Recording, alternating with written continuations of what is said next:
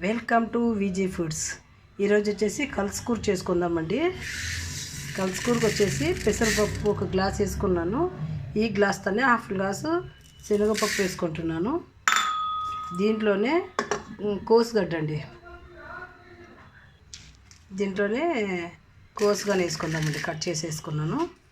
దీనికి కొంచెం క్లీన్ చేసుకుని టమాటో వేసుకున్నాను. దీంట్లోకి తగినన్ని వాటర్ వేసేసుకున్నాను. టమాటో ముక్కలు ఒక చిన్న టమాటో వేసుకున్నానండి నేను.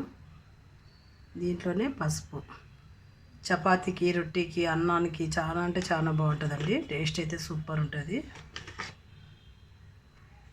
దీంట్లోకి మనం కారం వేసుకోమండి. పసుపు వేసుకున్నాం కదా, ఆనియన్, పచ్చిమిర్చి, అల్లం వెల్లుల్లి పేస్ట్ అది మళ్ళీ మిక్సీకి వేసుకుందాము. ఇది కుక్కర్ పెట్టేసుకుందామండి. ఒక 3 విజిల్ 4 విజిల్ పెట్టేసుకుంటే సరిపోతుంది. మిక్సీలో వచ్చేసి ఆనియన్, పచ్చిమిర్చి, రుచికి తగినంత ఉప్పు అండి. మనం దాంట్లో కానీ వేసుకోలేదు కదా, కుక్కర్లో కానీ వేసి పెట్టేసలేదు. దీంట్లోకి అల్లం వెల్లుల్లి పేస్ట్ ఒక స్పూన్ అండి, ఒక స్పూన్ అంటే సరిపోతుంది. సైడ్ బాగానే పెట్టేసుకున్నానండి. దాంట్లో ఆయిల్ వేసేసుకున్నాను. కొన్ని పోపు దినుసులు, ఆవాలు, జీలకర్ర, ముందుగా వేసి పెట్టుకున్న ఇది పచ్చిమిర్చి, ఆనియన్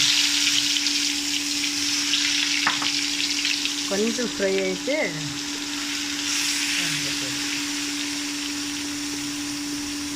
దీంట్లోకి పచ్చి కొబ్బరిగా వేసుకుందామండి.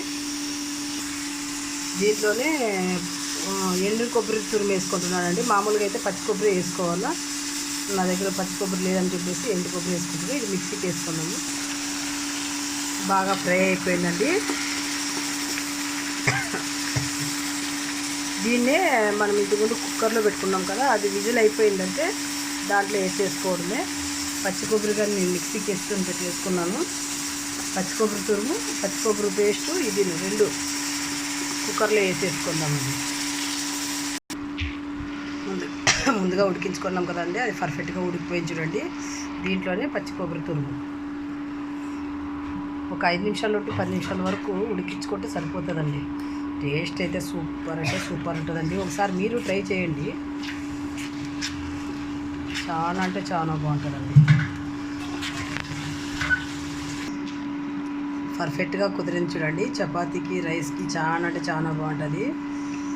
మీరు ట్రై చేయండి. వీడియో చూసి లైక్ చేసి, షేర్ చేసి, సబ్స్క్రైబ్ చేసుకోండి ప్లీజ్.